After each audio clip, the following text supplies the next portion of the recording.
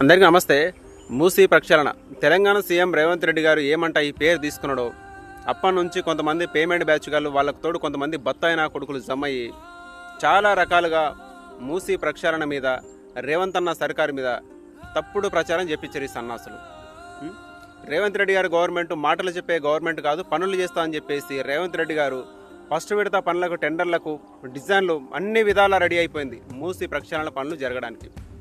ఈ సన్నాసులకు బాగా అర్థమైపోయింది, అరే మేమైతే 10 ఏళ్ళు మాటలు చెప్పినాం, ఇప్పుడు రేవంత్ రెడ్డి గారు మాట ఇచ్చిండో మాట ప్రకారం మూసీ ప్రక్షాళన చేపడుతున్నాడు, ఇక దీన్ని ఎట్లయితే అడ్డుకోవాలి.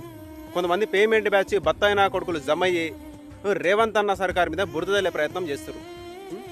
ఎంతసేపు మీ భార్య బిడ్డలు మీరు మాత్రమే ఏసీ గదులల్లో విల్లాసులలో ఉండొచ్చా? మూసీ పరివాహిక ప్రాంతాల్లో నీ భార్య పిల్లల్ని తీసుకుపోయి నివసించారా? మీకు తెలుస్తుందా బాధ? సిగ్గుండాలి కొంచెమన్నా. వరదలు వచ్చినప్పుడు వరదల దాటికి కొన్ని వందల మంది ప్రాణాలు కోల్పోతారు, వాళ్ళ ఆరోగ్యం బాగాలేక ప్రాణాలు కోల్పోతారు. ఎందుకు పేద బిడ్డలంటే మీకు అంతగానం కడుపుమంట చెప్పండి? పేద బిడ్డలు బాగుపడొద్దా? తెలంగాణ బిడ్డలు బాగుపడొద్దా? మూసీ పరివాహక ప్రాంతాల్లో నివసిస్తున్న బిడ్డలు బాగుపడొద్దా? ఈ సన్నాసులే బాగుండాలి. వరదలు వచ్చి ఆ వరదలలో శవాలు కొట్టుకపోతే వాళ్ళ ఇంట్లో మునిగిపోతే ఆ ఇండ్ల మధ్యలో శవాల మధ్యలో కూర్చొని రాజకీయాలు చేస్తారు ఈ నా కొడుకులు, దొంగ నా కొడుకులు.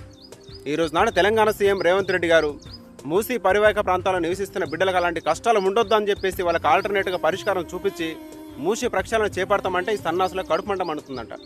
ఎందుకంటే వీళ్ళకి రాలేని పేరు రేవంత్ రెడ్డి గారికి వస్తుంది కదా. సిగ్గుండాలి కొంచెమన్నా, అర్థమైందా?